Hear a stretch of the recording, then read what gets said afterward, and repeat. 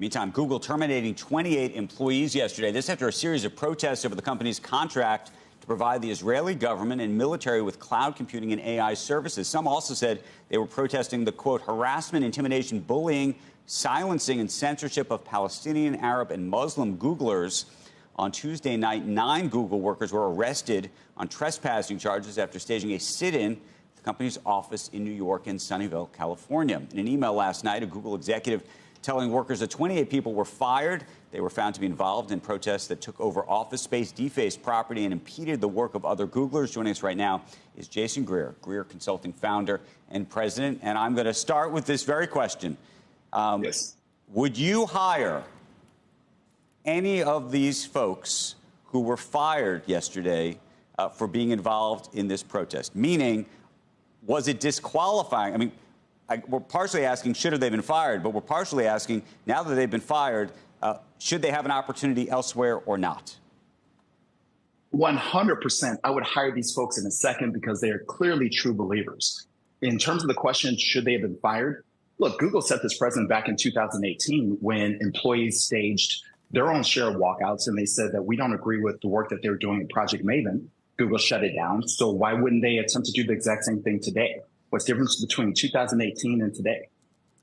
Don't you think? I mean, I would make a different argument to you. I would actually say there's a big difference between 2018 and today, which is that Google has tried, I think, quite vehemently to change the culture of the company and to make it clear that these types of protests are not allowed.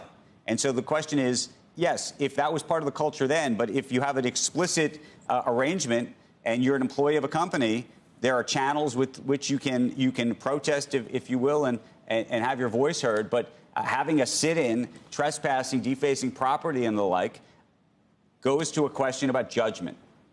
And I think that there is a question about whether you want to hire people who have that judgment or not. If I'm looking to hire people who are willing to hold me accountable to the missions and values of our company, absolutely. Got to understand, with the average Google worker, they're not looking at the fact that we work for Google. They're looking at the fact that since we work for Google, we work for the world. The decisions that we make as a company will impact the world.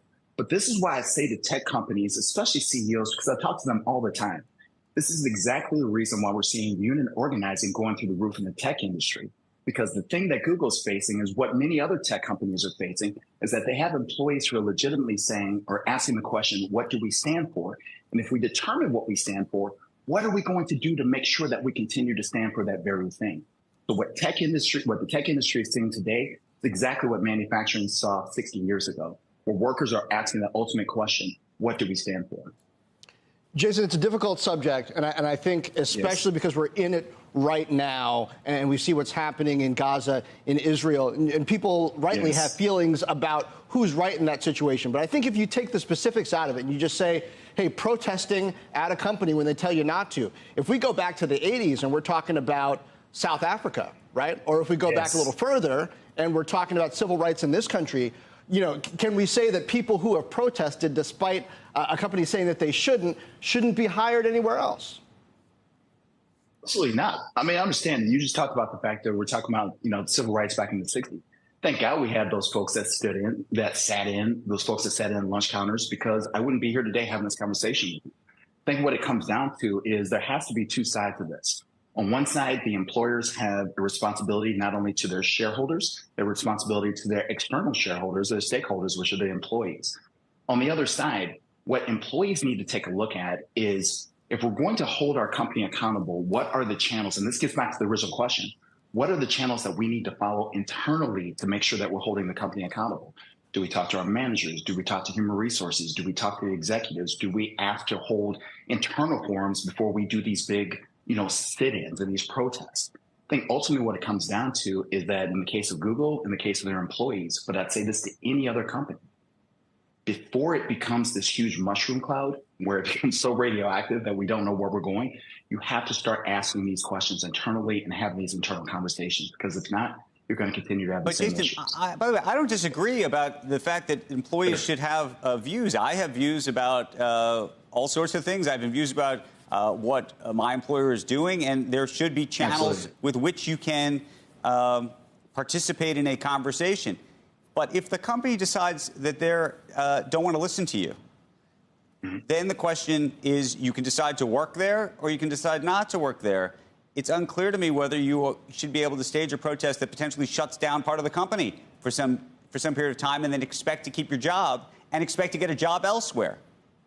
Absolutely. Well, you should be able to stage a protest if that's your choice, because that's what it means to be American. But at the same time, you've got to understand that there are consequences to your action.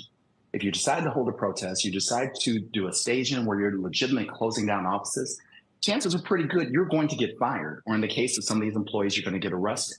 In terms of their long-term futures that are being hired, man, in the 80s, you could stage a protest in Missouri and then go work for a company in Texas because they never heard of it, right? They didn't hear anything about it unless that company happened to know somebody that worked for the company that you didn't.